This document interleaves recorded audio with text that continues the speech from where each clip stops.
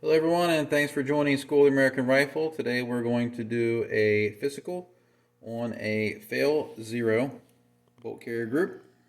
This is a nickel boron bolt carrier group.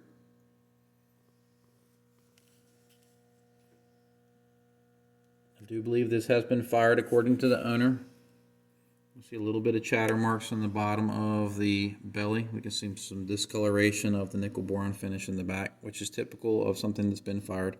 Normally these will stain really dark all the way across them, depending on whether or not they're being used with a suppressor or not.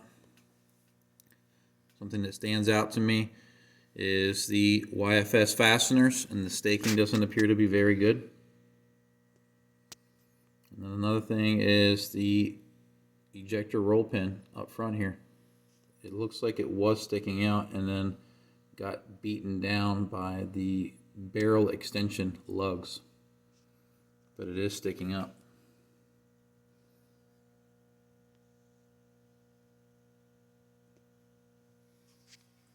Let's go ahead and get this apart.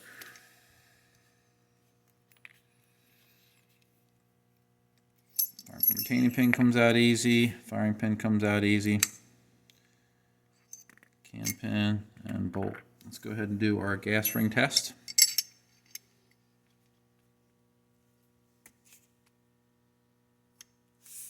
I pushed down there. That didn't fail.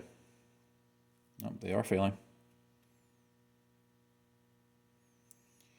Now this isn't a total failure. If you've seen other videos before, this is the first test that I do, and if it collapses like this, it doesn't mean that they are bad. It means that they're just well worn. The next test would be to make sure all the guts are stripped out.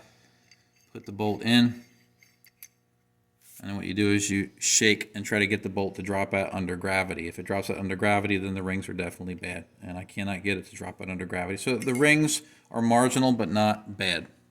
You can see that it has been used. There's some firing residue there on the tail of the bolt or the bolt. All right, so let's look at the bolt first. Let's take the extractor out. Almost lost that. We have the insert and a donut. Sometimes that adds too much tension. The claw feels a little weak. That might be the coating. Let's test it with our gauge. The go side does not want to go in all the way. Oh, there it went. No go side does not go in. That passes. Let's see if we can get it to freely spin. And it does. Let's check for magnetism.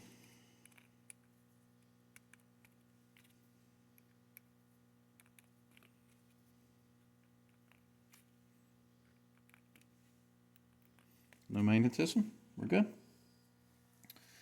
We'll set our extractor and pin aside. Our firing pin retaining pin looks like it has some impact marks on it. Nothing severe enough to worry about. We'll set that off to the side. Our firing pin looks like it's also nickel boron coated. Looks to be the AR-15 style. It has the smaller umbrella. The tip on it looks good.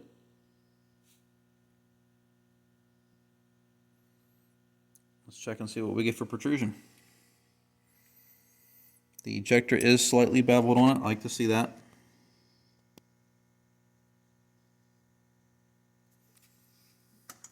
Check the ejector. Spring. Lots of positive tension, no binding. Very good.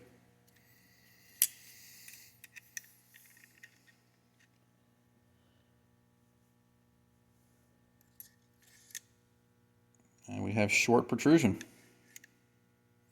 Our protrusion should be between 0.028 and 0.036. So we are 0.0025 too short. So this can give us failure to fire. So the question is it the firing pin or is it the bolt? Let me grab another firing pin real quick.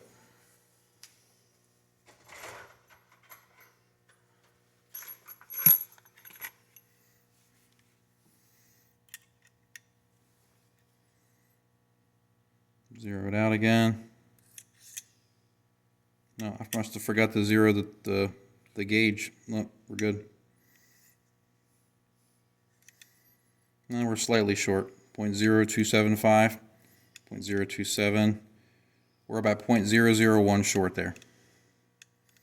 So we're still short, just not as much as before. I forgot to zero this out, which is important. Always double check your work. And we're getting it now. Must have been debris or something on the bolt face.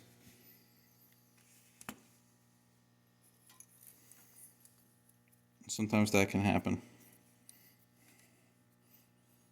Maybe debris gets here or right there on the lugs there, and it can cause the anvil to set up a little further than it should. So let's do another reading again. Zero it out. We're right on the line. There we go. Let's see what another firing pin does.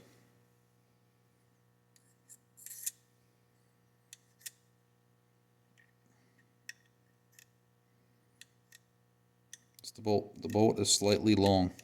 This one's getting even a shorter reading. 0.25, 0.275. So there's a difference in those two firing pins.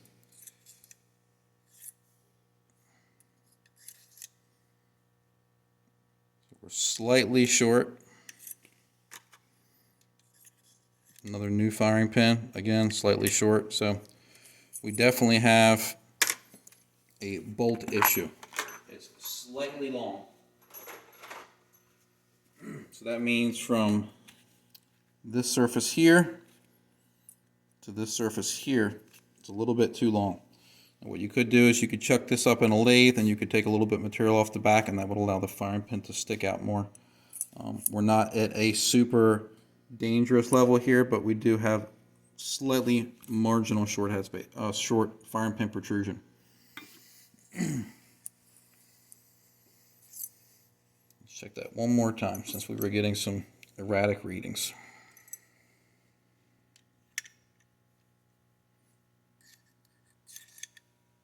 Yep, 0.027.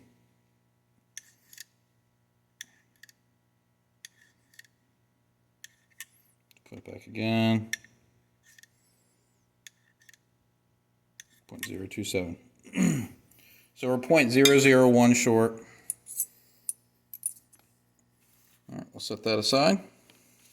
Let's check our bolt tail, our no-go gauge. It doesn't go in. Our field gauge doesn't go in. And if you've never, if you've ever wondered why I do that, essentially the no-go means that if somebody has over-cleaned this area or it's worn to a point and goes in here, it doesn't mean that the bolt won't work. It just means that it can be slightly gas inefficient when it interfaces with the carrier. This is one of the bad bolts that I pass around my class. This was aggressively cleaned by somebody who just had to get it super clean. And look, it drops into the no-go, which means that it should work. But then, watch this. It goes into my field gauge, which means that it probably won't run. So this is one that somebody had to get clean, and that's what they did. They basically wore the bolt out just by being silly with their aggressive cleaning measures. So the bolt tail passes. Let's look at the cam pen. We have some wear on it. Nothing bad, nothing that's catching too bad. Wear will happen on this area, so it's not something you need to be overly concerned about. Cam pin fits good into the bolt. Set my bad bolt off to the side. Let's check our firing pin hole. Doesn't pass the no-go, passes the go. Oh, I put the cam pin in the wrong bolt. Not bad. Here's the one that I put it in. My wife caught me. All right, let's get into the headspace. We're still in the bolt, so let's try the 223 go. Closes. 556 go. Closes. 556 field. Doesn't close, so headspace is good.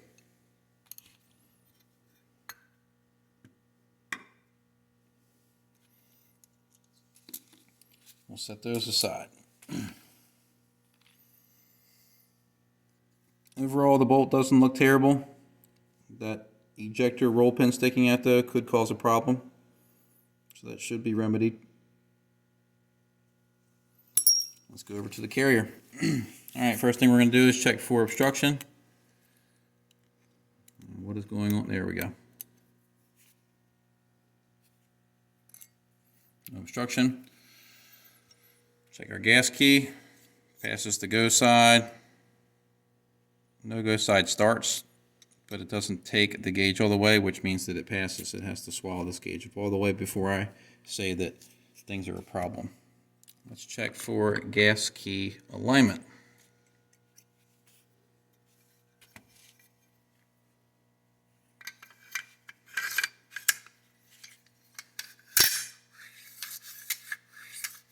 Passes. That binding with the dust cover. Alright, that's out of the way. Let's check for carrier length.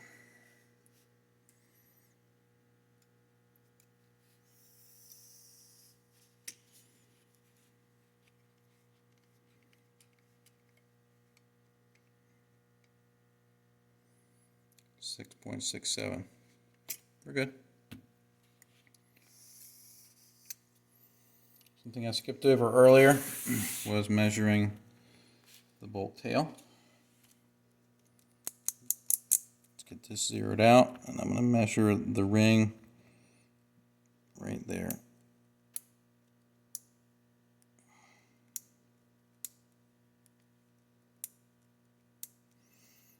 Alright, this is the bolt support shoulder. Let's see what we get for measurement. 0.5286, good. Alright, let's do our 3-bore check. I gotta clean this real quick. Looks like there's a lot of fine residue in there. Well, not too bad. Alright, let's see what we get. This is the bolt shoulder support. Takes the first green, second green, into the yellow. So, not terrible. Now we're into the gas ring run. First green, second green, first yellow, into the red. Alright, so that's our gas ring run. We're inefficient there. Now we're going to measure our bolt tail seal. First green gauge passes. Second green gauge passes. We're going to get into the yellow, I can tell by feeling it. Yellow passes. Red will not go in. So bolt support shoulder is yellow. Gas ring run is in the red. And our bolt tail is in the yellow. Alright, next up we have our test. Let's see what we get. Put this into the vise. I have to grab one of my torque wrenches from my benches.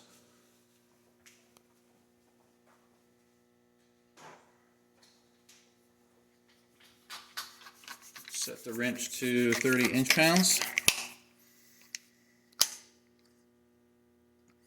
Find an appropriate bit that fits.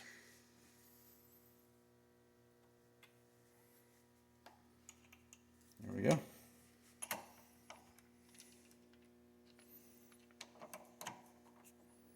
Whoops.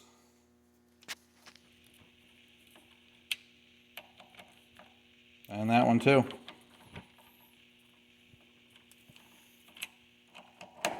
Let's go ahead and loosen them, see if we had any gas leakage.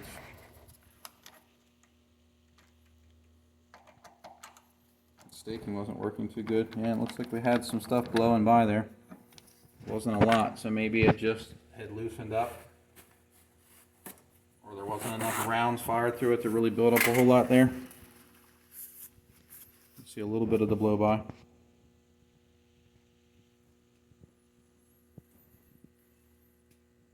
So more than likely the owner is going to either scrap the idea of using this bolt group, or we're going to put a new carrier key and new carrier key screws in there.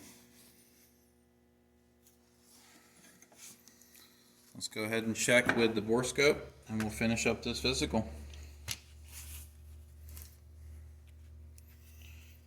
Turn on our Borescope. And in we go.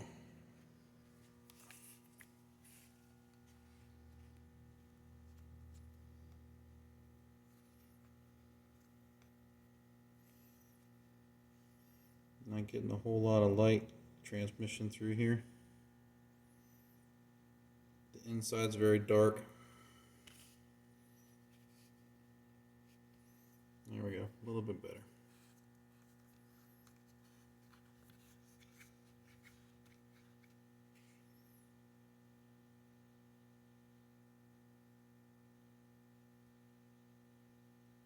Finish is pretty dark, which is common for nickel boron. It'll usually get this tarnish look on it after it's been used. The surface finish looks good though.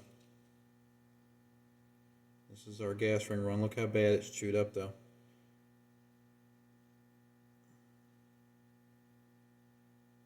Scratched up pretty bad. I'm not sure if the gas rings are doing that.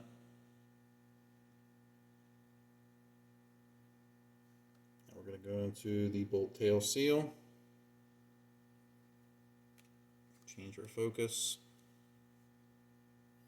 You can see some pretty rough machining marks there. Let's go back into the gas ring run. I'm going to take a look at those marks.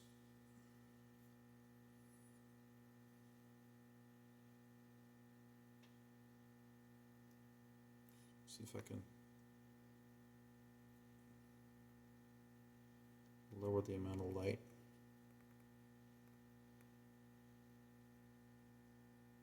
There are some of the scratches.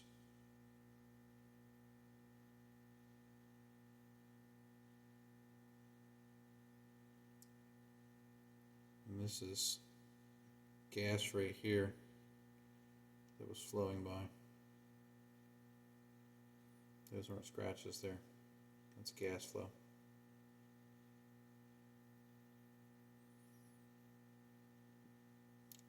Scratches there. That's it. So overall, we had slightly short firing pin protrusion, and we had a failed gas key test.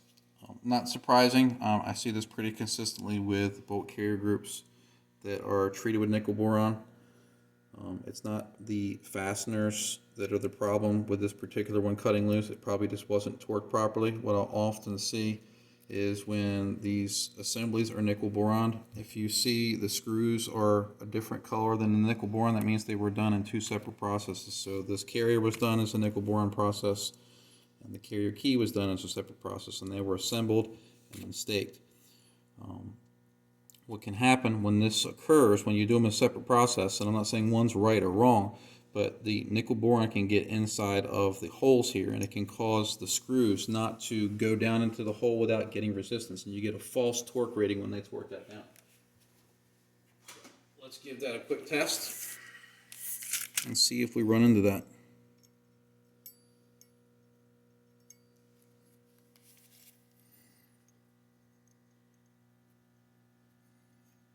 Yep, screws bind up. I can't get them down anymore. So what happened? Oh, that one just fell off. You can see some of the gas leakage there too. So what happened on this one more than likely is the finish built up in those threaded areas, and when they went to torque those screws down, they weren't actually torqued down. They just stopped from friction on the threads being undersized, and then they staked it. So as the gun was fired, that little bit of violence and oscillation and vibration basically allowed them to lose that torque value that it had, which was a false torque value. It was binding up on the threads instead of going down to the shoulder and crushing down. So this was meant to be a physical, not an autopsy. It turned into an autopsy because this thing is dead on the table. Now, again, this is an example of one.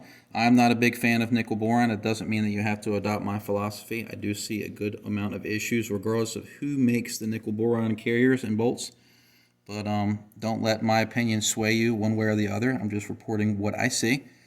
And again, this is an example of one. We're probably going to be able to get this thing fixed up and back in running order without any serious issues. So hope you found this video educational, and thanks for watching.